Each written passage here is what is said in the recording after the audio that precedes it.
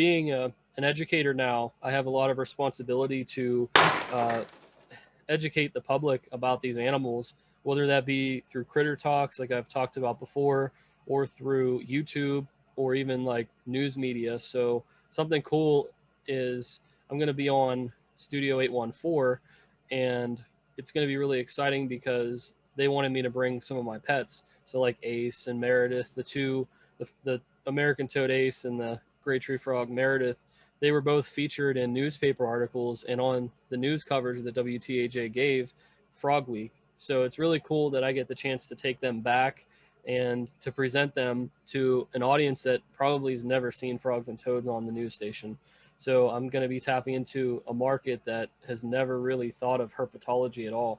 And I get to bring the pitcher plant and the millipede, so we get in our carnivorous plants and inverts too, like we've always been talking about. But I'd say that the educator permit made a huge difference because now I have the chance to take my animals to wherever I want to take them to, and I can present them and I can do cool stuff with them and create these videos like wild vivariums and show people what I'm doing with them, but also, like I said, give presentations on them, and it just opens the door for a lot, like a 240-gallon tank that's going to feature native frogs and toads and um, be used as a documentary series to highlight, various issues, whether it be pollution or deforestation or habitat loss or um, invasive species. There's a lot of cool stuff, and sharing what my perspective is on these animals. So there's a lot of really cool stuff I could do with that, but that would be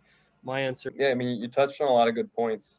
I think it's really cool with what you do with animal presentation when it's different from presenting an animal that you have just found in the wild, because these are animals that you live with, and you have the time to see their identities and their personality. Like, you've talked to me so much about your American toad Ace, how she has so much personality, and how just through working with her and supporting her for the years that you have, that you see all these unique behaviors and all these little things that you would never see just interacting with a toad in the wild for a couple minutes at a time.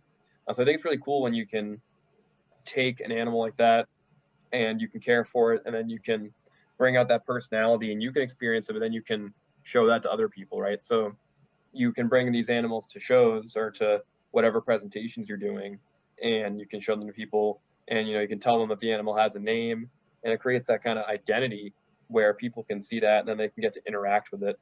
I think it's really special, and I think that fosters a connection that might be probably deeper than just watching a YouTube video or just finding a frog in the wild. So I think it's really special that you do that. Thank you, man. I Yeah, really absolutely, appreciate that. for sure. But what I want to touch on is, like, you do have that YouTube aspect too. So yeah, like what are the kind of the key aspects of what you shoot for in the education realm when you're making videos? That's a great question. I think that we've done a subpar job for Wild Vivariums, our show, which that's to show people that you could create these tanks that I'm building.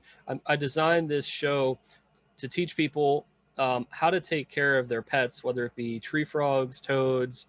Um, I'm going to do a spoiler alert here. Bell frogs, they're going to be in the new season for wild vivariums.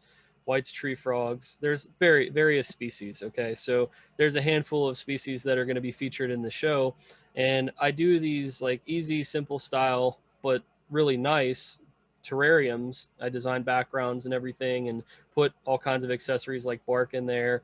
And I want to do product reviews at some point. I've had some really cool connections with some sponsors that we'll talk about down the road. But I want to teach people also that it's okay to aim for better than just the average. So a lot of people in the pet hobby for frogs and toads, they want to put them in a 10-gallon or a shoebox and say, oh, he's good, and like never let it see the light of day. But what I'm doing with wild vivariums is I'm showcasing large tanks, like a 125-gallon, a 6-foot long tank, a 100-gallon terrarium, a 67-gallon terrarium. Like, I'm trying to show people this is a simple enclosure you could build, but this is, you can maximize how your animal care, like how, I guess the activity of your animal. A lot of people don't think that their animals will use the space that they're given, but like even just talking about Ace, like right now she's in a quarantine tank of 40 gallons because I couldn't put her in anything less. She uses the entire tank to hunt. She uses it to jump around. She's looking at me for food. Like she won't even hide. Like this animal, like what kind of a frog or a toad that's wild have you ever heard of that won't even go in a hide? Like she won't. I've had it in there for 3 months and she won't use it. She looks at it. She's like, huh. Hmm. And so the same thing I'm trying to imply for the other animals too is they're going to use whatever space we give them. It helps them to prevent obesity if they have to chase their prey. It helps them to stimulate their minds, and maybe it doesn't mean that they live longer, but it means that they have a better quality of life. So I want to encourage people to get the bigger tanks, but also to to take more pride or take more joy in caring for the animals. So like smart like technology, cameras and power, like smart power strips and all that stuff, like air purifiers, foggers, misting systems, and all the works.